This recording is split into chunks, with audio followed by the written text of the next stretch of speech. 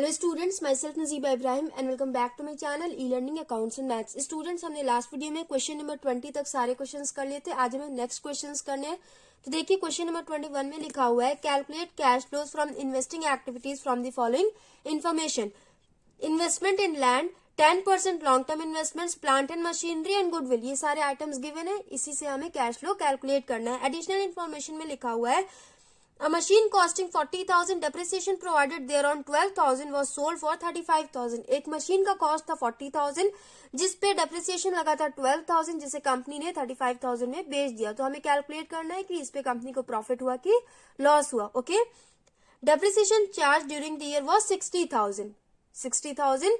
सारी मशीन्स का डेप्रिसिएशन दिया हुआ है। ये जो 12,000 है ना, ये सिर्फ एक मशीन का दिया हुआ है, और ये 60,000 यहाँ पे जो प्लांट एंड मशीनरी दिया हुआ है उसका ये डेप्रिसिएशन है।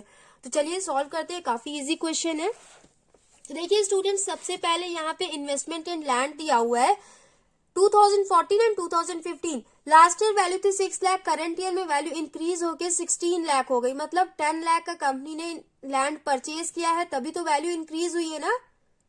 इन्वेस्ट किया है कंपनी ने 10 लाख, और तो यहां पे एंट्री करेंगे इसकी।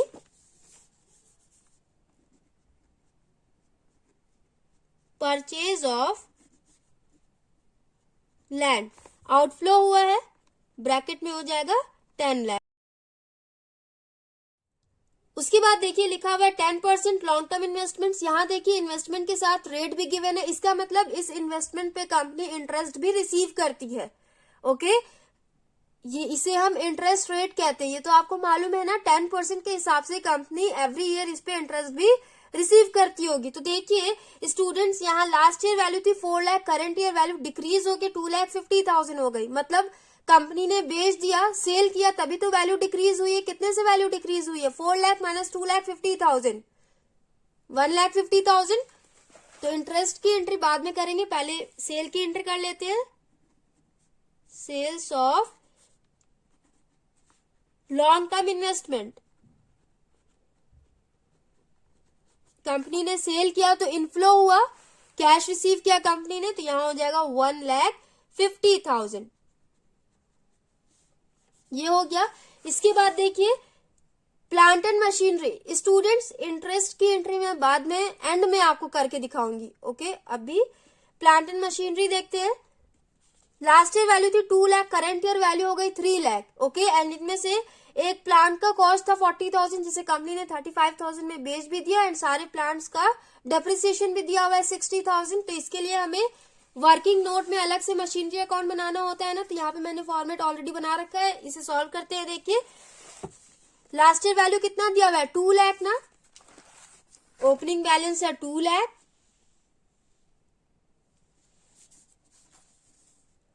To balance BD 2 lakh, and closing balance दिया हुआ है बाई बैलेंस CD 3 लाख। ये समझ में आया? उसके बाद कंपनी ने जो मशीन 40,000 की थी उसे कंपनी ने 35,000 में बेच दिया। तो यहां लिखेंगे बाई बैंक अकाउंट, ब्रैकेट में हो जाएगा sales 35,000, and depreciation during the year दिया हुआ है 60,000। तो इसकी एंट्री यहां करेंगे बाई डेप्रिसिएशन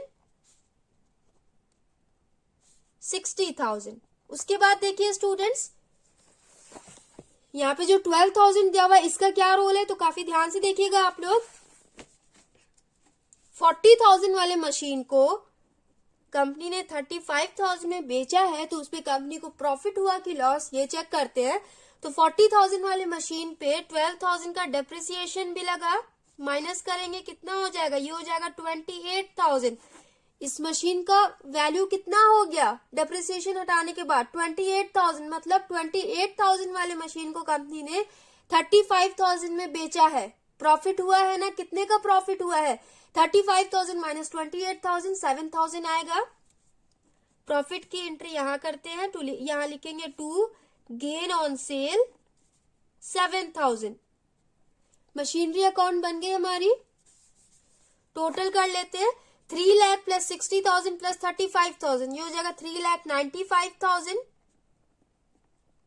3,95,000 माइनस 2,07,000, ये हो जाएगा 1,88,000। माइनस करके आप लोग देख लीजिएगा। ओके, यहाँ हो जाएगा 2 बैंक अकाउंट, ब्रैकेट में हो जाएगा बीइंग परचेज।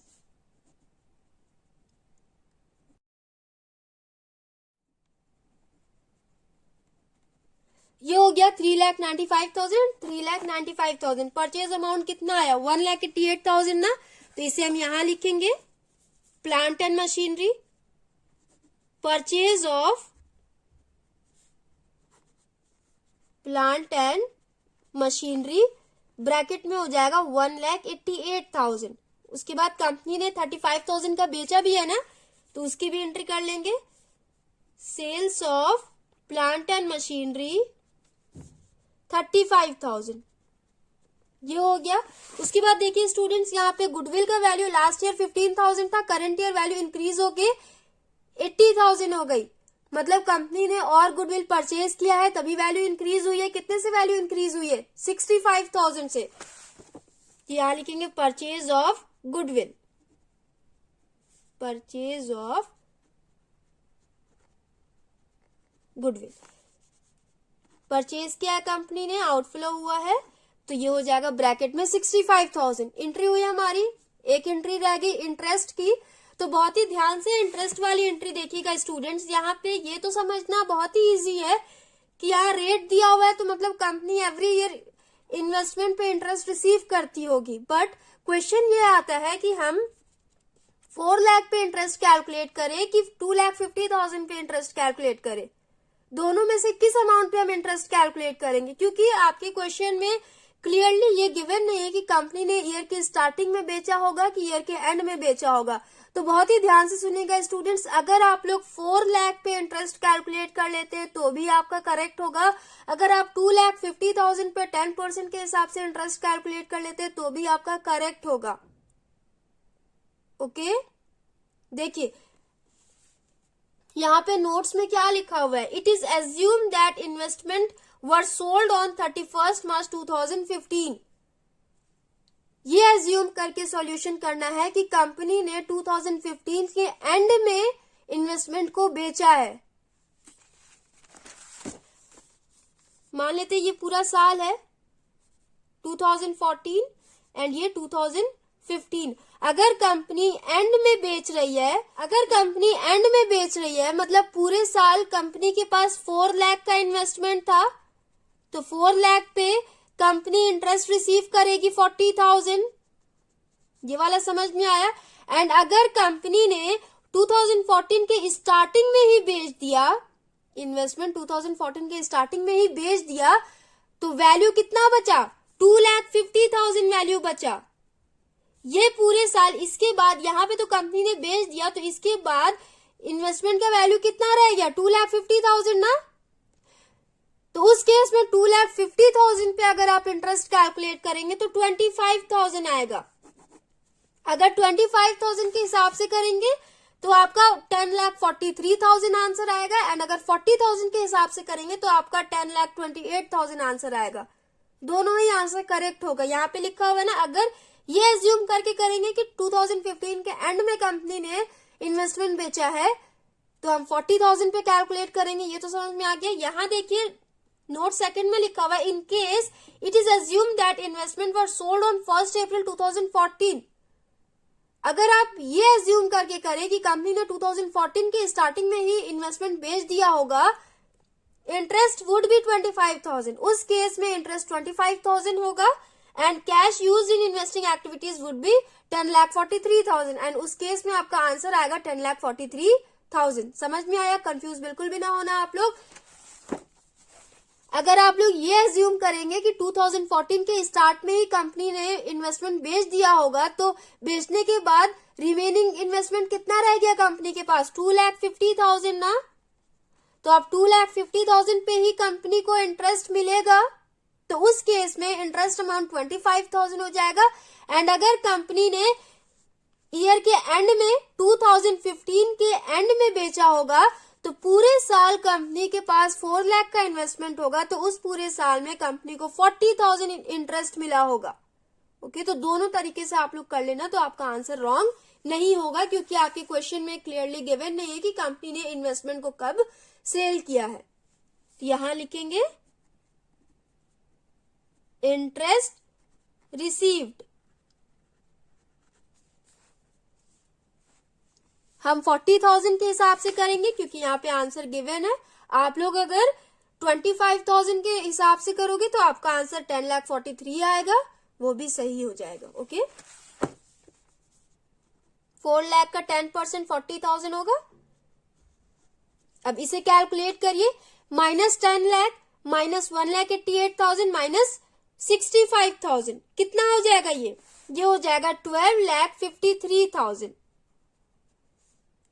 माइनस बैलेंस होगा ये, एंड 1,50,000 प्लस 35,000 प्लस 40,000, इसे कैलकुलेट करिए, ये हो जाएगा 2,25,000 माइनस 12,53,000 प्लस 2,25,000, ये हो जाएगा ब्रैकेट में 10,28,000। सॉल्व करके आप लोग चेक करिएगा, आंसर आया 10,28,000। माइनस में आंसर आया है तो यहां हो जाएगा cash used in investing activities.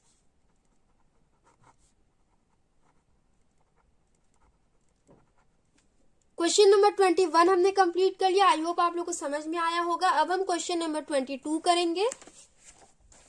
तो क्वेश्चन नंबर 22 ध्यान से देखिएगा। From the following information calculate the cash flow from investing activities of x limited. X limited का कैश फ्लो हमें कैलकुलेट करना है इन्वेस्टिंग एक्टिविटीज से। ओके, नॉन करेंट इन्वेस्टमेंट 2021 में वैल्यू था 8 लाख, 2022 में हो गया 10 लाख, मतलब 2 लाख से वैल्यू इंक्रीज हो गई। फिक्स्ड एसेट का वैल्यू लास्ट ईयर था 15 lakh, current year value increase होके 18,20,000 हो गई। ओके, उसके बाद देखिए एडिशनल इन्फॉर्मेशन में लिखा हुआ है half of the non current investment held in the beginning of the year were sold at 15% profit. Half of the non current investment में से हाफ अमाउंट को कंपनी ने 15% के हिसाब से 15% के प्रॉफिट पे बेचा है। यहां लिखा हुआ है, ध्यान से सुनिए, half of the non current investment held in the beginning of the year. Beginning of the year मतलब ईयर की स्टार्टिंग में। तो ईयर की स्टार्टिंग में नॉन करंट इन्वेस्टमेंट का वैल्यू कितना था? 8 लाख था ना। 8 लाख का हाफ अमाउंट कितना होगा? 4 लाख। 4 लाख के इन्वेस्टमेंट को कंपनी ने 15% के प्रॉफिट पे सेल किया है। Okay, point second, depreciation on fixed asset was 1,60,000। Fixed asset पे डेप्रिसिएशन लगा है 1,60,000। Interest received on non current investment 50,000। Non current investment पे कंपनी ने इंटरेस्ट रिसीव किया है। Dividend received on non current investment 20,000। Rent receive 25,000। Question काफी easy है students. यहाँ पे देखिए नॉन करंट इन्वेस्टमेंट पे कंपनी ने बेचा है नॉन करंट इन्वेस्टमेंट, तो उस पे कंपनी को प्रॉफिट हुआ है। तो इस प्रॉफिट की एंट्री हम कहाँ करेंगे? प्रॉफिट की एंट्री हम अलग से वर्किंग नोट में करेंगे। उसके लिए हमें नॉन करंट इन्वेस्टमेंट अकाउंट भी बनाना पड़ेगा। जैसे और सारे क्वेश्चंस में आपने मशीनरी अकाउंट बनाया है ना, वैसे ही इसमें हम नॉन करंट इन्वेस्टमेंट भी बनाएंगे। तो चलिए स्टार्ट करते हैं। काफी इजी क्वेश्चन है। सबसे पहले हम नॉन करंट इन्वेस्टमेंट बनाएंगे। यहां देखिए स्टूडेंट्स, ओपनिंग बैलेंस कितना दिया हुआ है? 8 lakh and closing balance 10 lakh. तो पहले वो कर लेते हैं। जैसे हम मशीनरी अकाउंट बनाते थे ना, ये भी वैसे ही बनेगा। Okay, to balance BD 8 lakh by balance CD 10 lakh. ये समझ में आया? देखिए यहां लिखा हुआ है ना, half of the investment in the beginning was sold. Company ने बेचा था तो उसकी एंट्री कर लेते हैं। समझ में आ रहा है ना आपको कि 4,60,000 कहां से आए? इन द बिगिनिंग लिखा हुआ है, तो बिगिनिंग में कितना था? 8 लाख। उसका हाफ अमाउंट, 8 लाख का हाफ अमाउंट 4 लाख होता है। 4 लाख को 15% के प्रॉफिट पे कंपनी ने बेचा है, तो 4 लाख का 15% आप कैलकुलेट करिए, ये हो जाएगा 60,000। मतलब 60,000 के प्रॉफिट पे कंपनी ने इन्वेस्टमेंट बेचा है। तो टोटल कितने में बेचा है? 4,60,000 में बेचा है कंपनी ने। तो यहां लिखेंगे बाई बैंक, ब्रैकेट में हो जाएगा सेल्स, 4,60,000। 4 लाख के इन्वेस्टमेंट को कंपनी ने 4,60,000 में बेचा है। ये हो गया, इस पे कंपनी को प्रॉफिट हुआ है ना। तो यहां लिखेंगे टू गेन ऑन सेल 60,000। हो गया। क्वेश्चन समझ में आया आपको? सॉल्यूशन इसका समझ में आया? अब टोटल कर लेते हैं। इसके अलावा और कोई एंट्री होगी नहीं। 4,60,000 प्लस 10 लाख, ये हो जाएगा 14,60,000। 14,60,000 माइनस 8,60,000, ये हो जाएगा 6 लाख। यहां लिखेंगे टू बैंक अकाउंट, ब्रैकेट में हो जाएगा बीइंग परचेज्ड, टोटल हो जाएगा 14,60,000।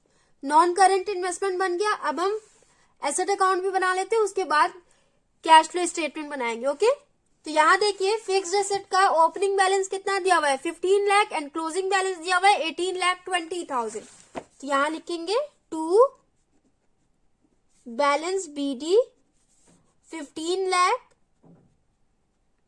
And by balance CD 18,60,000, sorry 20,000। उसके बाद देखिए डेप्रिसिएशन लगा है फिक्स्ड एसेट पे 1,60,000। तो यहां लिखेंगे बाय डेप्रिसिएशन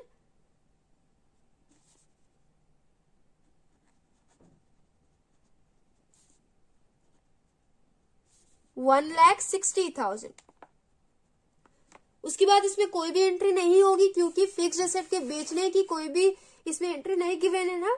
कोई इन्फॉर्मेशन गिवन नहीं है कि कंपनी ने फिक्स्ड एसेट बेचा है या फिर ऐसा कोई इन्फॉर्मेशन गिवन नहीं है ना। तो बस इतना ही एंट्री करेंगे। अब हम टोटल कर लेते हैं। 18,20,000 प्लस 1,60,000, ये हो जाएगा 19,80,000।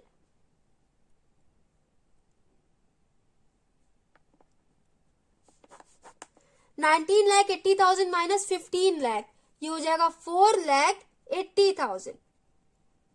यहां लिखेंगे टू बैंक, ब्रैकेट में हो जाएगा purchase.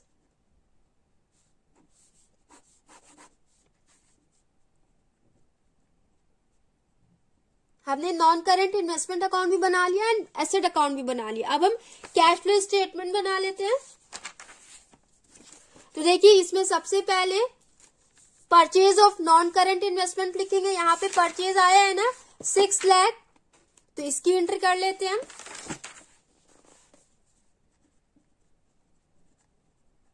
Purchase of non current investment,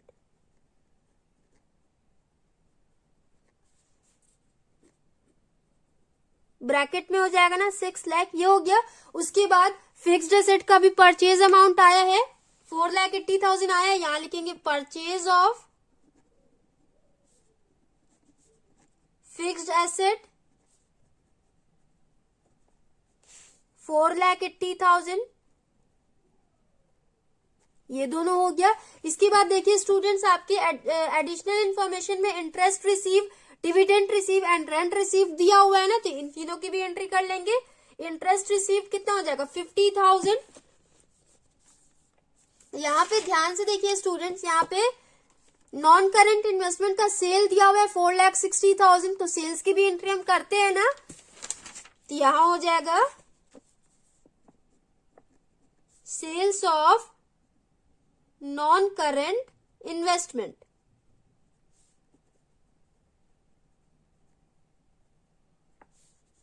$4,60,000, ये हो गया। उसके बाद इंटरेस्ट रिसीव्ड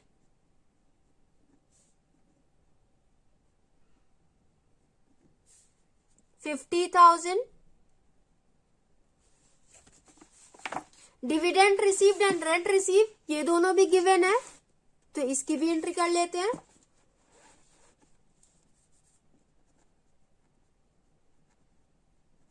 डिविडेंड रिसीव्ड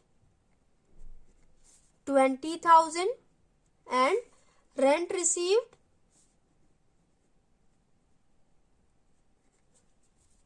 25,000 हो गया। टोटल कर लीजिए, -6 लाख -4,80,000 कितना हो जाएगा ये? -10,80,000 हो जाएगा ना। उसके बाद 4,60,000 प्लस 50,000 प्लस 20,000 प्लस 25,000 ये हो जाएगा 5,55,000 माइनस प्लस माइनस ये हो गया 5,25,000 माइनस में आंसर आएगा, तो यहाँ ब्रैकेट में हो जाएगा 5,25,000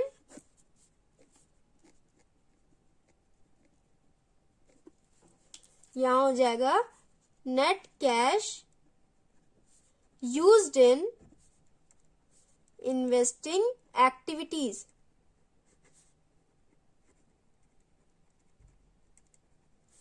क्वेश्चन नंबर 22 भी हमने कंप्लीट कर लिया स्टूडेंट्स। आई होप आप लोग को दोनों क्वेश्चन समझ में आया होगा। नेक्स्ट वीडियो में हम नेक्स्ट क्वेश्चन करेंगे। So if you like my video then please like share comment and do subscribe my channel. Thanks for watching.